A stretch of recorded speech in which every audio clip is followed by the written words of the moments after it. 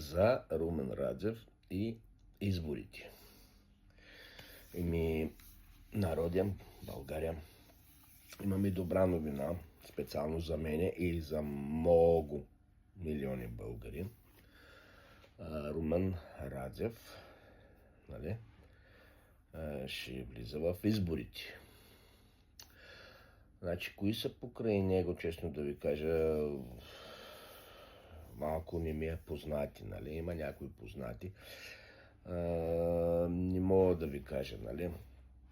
Значи, цяла България по принцип чака този момент, защото умръзна от лъжи и от измами, от грабежа на народа, нали?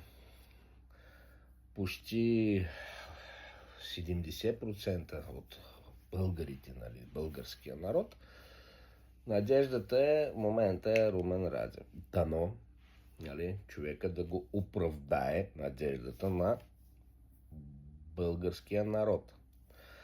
Значи, до сега, нали, който си говорил господин Румен Радев, беше по принцип много точно, много истинско и болка за народа. И най-важното, страшно интелигентен човек е. Само приказката, като му чуеш, нали, просто такъв политик няма в България в парламента като него. Дано да не излъжи народа, дано да направи това, което говори. Аз съм с двете ръце за него, за момента.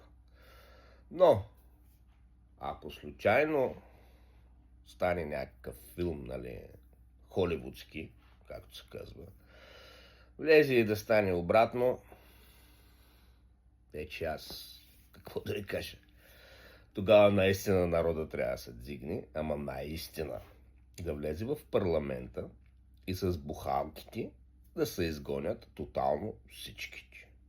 Бой, бой, бой и бой.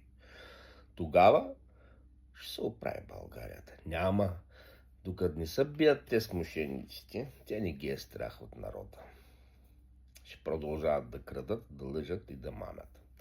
Благодаря. Ако бях полезен, лайк, последвайте, репостирайте, да го видят повече хора, да разберат това нещо.